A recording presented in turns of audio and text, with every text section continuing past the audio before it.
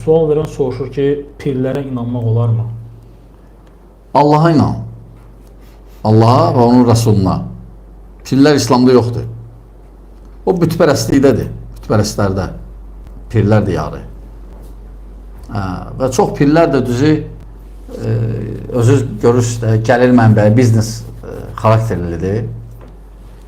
Və bəzi pirləri də qəsdən deyiblər pirdir. Məsələn, elə yerlər var ki, tutaq ki, meşəli cəmaat qırırdı. Dedilər ki, pirdir. Heç kəs toxunmadı ora. O cür meşəni saxladılar. Pir də bir siyasət idi.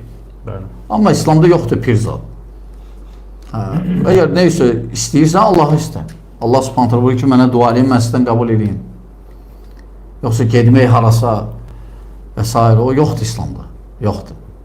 Bir dənə icazə verilir Məkkəyə gedmək, savab qazanmaq üçün bir Peyğəmbərin məscidi, bir də Qüdsə imkan var, oraya ged. Yəni o 3 dənə yerə ziyarət məqsədilə çıxmaq. Ziyarət məqsədilə çıxmaq olar. Başqa yerə yox. Başqa yerə pir yoxdur İslamda pir. Ümumiyyətlə pir yoxdur İslamda. Bəli.